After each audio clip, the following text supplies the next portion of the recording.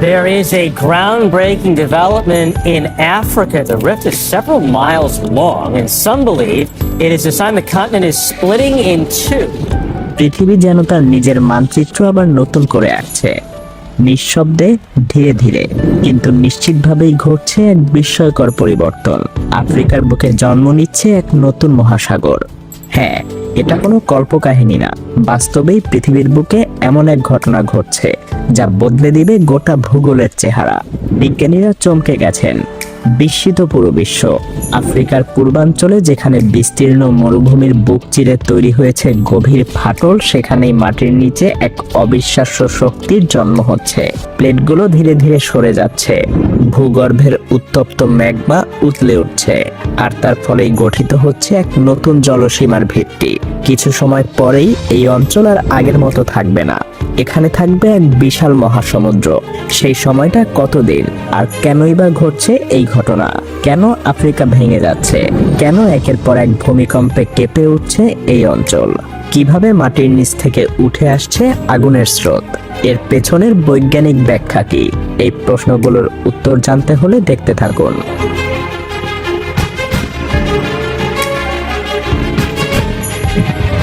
সময়টা ছিল 2005 সাল। পূর্ব আফ্রিকার আফার অঞ্চলে তখনকার দিনগুলো ছিল আগের মতোই শান্ত, নির্বিচারে বয়ে চলা জীবন।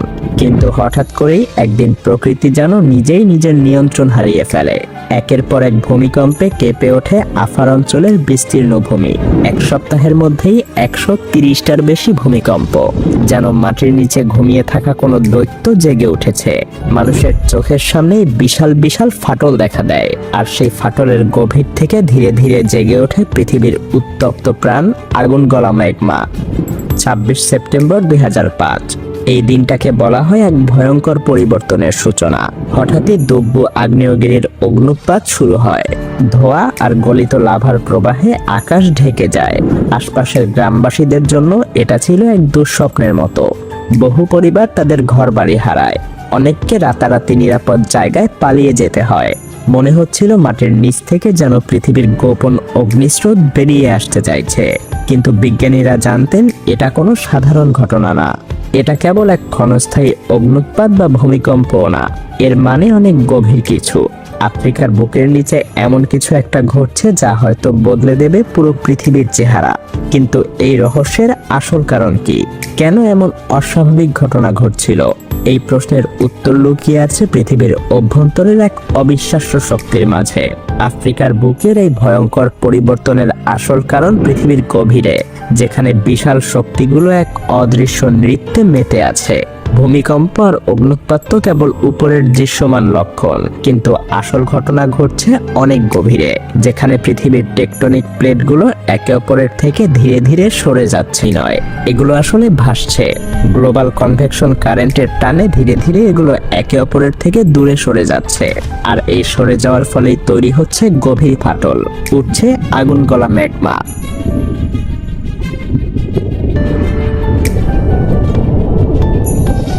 আর আফ্রিকার এই অঞ্চলে আছে দুইটা বিশাল টেকটনিক প্লেট, সোমালি প্লেট এবং নুবিয়ান প্লেট। শতাব্দীর পর শতাব্দী ধরে এই দুইটা প্লেট একে অপরের থেকে দূরে সরে যাচ্ছে, ধীরে ধীরে তৈরি করছে এক বিশাল ফাটল। এই ফাটলই পরিচিত ইস্ট আফ্রিকান রিফট নামে, যা একদিন আফ্রিকাকে দুই ভাগে বিভক্ত করে দেবে। এই প্লেট সরার কারণে পৃথিবীর অভ্যন্তরের গলিত শিলা বা ম্যাগমা উপরে উঠে আসছে, ঠিক যেন ফুটন্ত পানির বুদবুদের মতো। এই উত্তপ্ত ম্যাগমাই পাহাড়, আগ্নেয়গিরি আর ভূমিকম্পের কারণ। যখনই কোনো প্লেট সরে যায় তখনই এই ফাটল আরো বড় হয়, আর সেই সাথে ভূমিকম্প হয়। এই রিফট অঞ্চলে প্রতিনিয়ত ছোটখাটো ভূমিকম্প হচ্ছে, যা একদিন মহাসাগরের জন্ম দেবে। কিন্তু এই বিশাল পরিবর্তনের ভবিষ্যৎ কি? আফ্রিকার মানচিত্র কি সত্যিই বদলে যাবে? হ্যাঁ, যদি প্লেটগুলো এভাবেই সরতে থাকে তবে একসময় এখানকার মাটি একেবারে চিরে যাবে, আর সেখানে প্রবাহিত হবে এক বিশাল জলধারা। তবে এই পরিবর্তনের ভবিষ্যৎ নিয়ে বিজ্ঞানীরা কি বলছেন? কত বছরই বা লাগবে এক নতুন মহাসাগরের জন্ম নিতে? চলুন সেটা জেনে নেওয়া যাক। পৃথিবীর ইতিহাস বলে এমন ঘটনা আগেও ঘটেছে। একসময় পাঞ্জিয়া নামে এক বিশাল মহাদেশ ছিল, যা আস্তে আস্তে ভেঙে গিয়ে তৈরি করেছে আজকের পরিচিত 7টা মহাদেশ। এখন সেই একই প্রক্রিয়া আবার ঘটছে পূর্ব আফ্রিকায়। সোমালি প্লেট এবং নুবিয়ান প্লেটের ধীরে ধীরে সরে যাওয়ার ফলে একসময় আফ্রিকার এই অংশ পুরোপুরি আলাদা হয়ে যাবে। কিন্তু প্রশ্ন রয়ে যায়, কত বছর লাগবে এই পরিবর্তন সম্পূর্ণ হতে? বিজ্ঞানীদের মতে এই বিচ্ছেদ রাতারাতি ঘটবে না, কয়েক মিলিয়ন বছর সময় লাগবে। তবে পরিবর্তনের চিহ্ন এখন থেকেই স্পষ্ট। আফার ডিপ্রেশনের অনেক অংশ ইতিমধ্যেই সমুদ্রপৃষ্ঠের নিচে চলে গেছে, যা দেখাচ্ছে কিভাবে ধীরে ধীরে নতুন এক মহাসাগরের জন্ম হচ্ছে। ভবিষ্যতে কি ঘটবে? বিজ্ঞানীরা বলছেন কয়েক মিলিয়ন বছর পর এই অঞ্চল সম্পূর্ণ আলাদা হয়ে যাবে এবং সেখানে এক বিশাল জলধারা বইতে শুরু করবে। আফ্রিকার মানচিত্র বদলে যাবে চিরতরে। বর্তমান ইথিওপিয়া, কেনিয়া, তানজানিয়া এবং সোমালিয়ার একটা বড় অংশ আফ্রিকার মূল ভূখণ্ড থেকে আলাদা হয়ে যাবে এবং এক নতুন দ্বীপের সৃষ্টি হবে। ঠিক যেমন আজকের মাদাগাস্কার একসময় আফ্রিকা থেকে আলাদা হয়ে এসেছিল। তবে ভয়ের বিষয় হলো, আফ্রিকার মানচিত্র বদলে যাওয়ার এই বিশাল পরিবর্তন শুধু ভূগোলকেই না, মানুষের জীবনযাত্রা এবং প্রকৃতিকেও গভীরভাবে প্রভাবিত করবে। যখন মাটিতে ফাটল ধরছে, ভূমি বিচ্ছিন্ন হচ্ছে, তখন সেই পরিবর্তনকে খাপ খাইয়ে নেওয়া মোটেও সহজ হবে না। এই অঞ্চলের অনেক শহর, গ্রাম এবং কৃষিভিত্তিক জনপদ ধীরে ধীরে বিলীন হয়ে যাবে, কারণ এক সময় এগুলো সমুদ্রের নিচে তলিয়ে যাবে। লক্ষ লক্ষ মানুষকে নতুন স্থানে বসতি করতে হবে, যা সামাজিক এবং অর্থনৈতিকভাবে এক বিশাল চ্যালেঞ্জ হয়ে দাঁড়াবে। কিন্তু এই ঘটনা কি পৃথিবীর ইতিহাসে একেবারে নতুন? না, মোটেও না। পৃথিবীর ইতিহাস বলে এটাই প্রকৃতির চিরন্তন নিয়ম। যা আজ পূর্ব আফ্রিকায় ঘটছে সেটা আগেও ঘটেছে। আগেই বলেছি, একসময় পাঞ্জিয়া নামে এক বিশাল মহাদেশ ছিল, যা ধীরে ধীরে ভেঙে তৈরি হয়েছে বর্তমান পৃথিবীর 7টা মহাদেশ।